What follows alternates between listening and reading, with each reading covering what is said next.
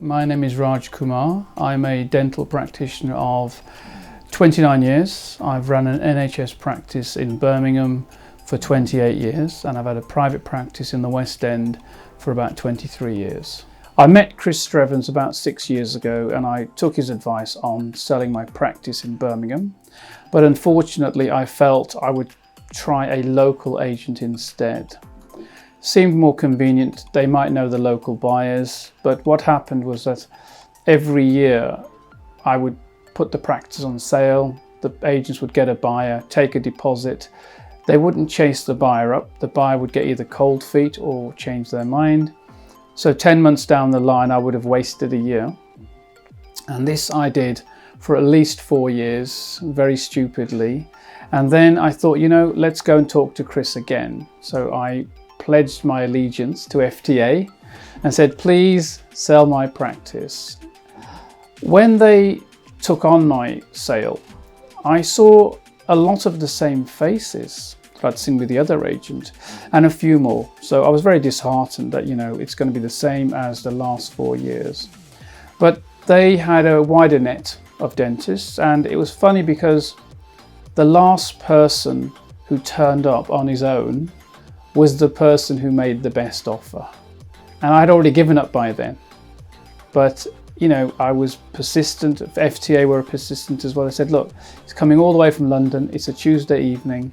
See him. And I did. I mean, we discussed this before in terms of never giving up. And if you want to sell your practice, you just got to get a great agent and just never give up. You've got to make your practice sellable. And FTA, I found, were very professional, kept the pressure on the buyer, kept communicating with the buyer and me as the seller as well. And, it's funny because it was the last person of the last day and I'd already given up viewings.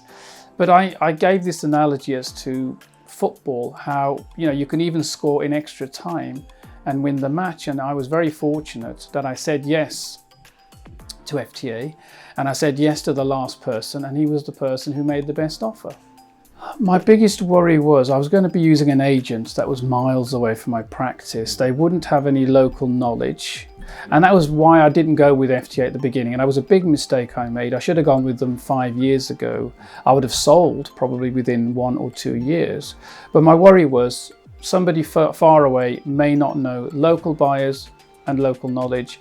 But to be honest with you, their books of buyers was massive. And I saw many more buyers this time. And I eventually sold the practice this first time as well. So I was really happy in using FTA, and I was stupid. I should have done it at the beginning. I think if I had the chance again, I would have just gone with FTA at the beginning. This was 5-6 years ago. I drove all the way to Hertfordshire, I think you are, to go and meet Chris, and I took his advice and I didn't go with the agent, and I should have just gone with FTA at the beginning because I found them really professional, a bit like a lawyer would be professional, and I found their database of buyers was much more vast and much more serious as well. I actually had 3 offers through FTA, and I chose the one that I was happier with. I think if you're going to sell your practice, you've got to make sure that your accounts are good. You've got to have good net profit, good gross coming in, and really a nice, well-maintained practice, because a lot of buyers go on the first impressions they see. And if you have a sellable practice, then really a good agent is the last thing you need. You can sell the practice very, very quickly. There are a lot of young guys coming in want to buy goodwill and buy an existing practice. So I feel if you've got all those ticked, then all you just need is an agent with a database of buyers. It was a shock for me to sell my practice and to finally leave the NHS world in Birmingham. I've been traveling every week for 27 years, well, about 20 years at least. But for me, it's been a part early retirement, but also I'm maintaining my private practice. I'm going to go full time. So for me, it's a new lease of life for the next 10 years.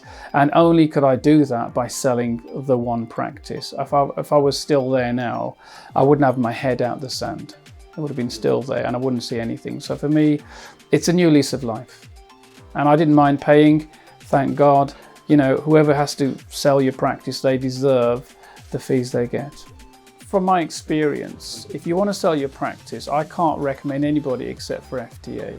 I didn't know them very well. I'd met Chris a few times 10 years ago. I took his advice. I should have listened. And to anybody selling their practice, try FTA first. If you feel that you don't get on with them after 6 months or 9 months, then I could try a local agent. But I found the net of FTA was wide enough for me to sell a practice to a London guy from Birmingham.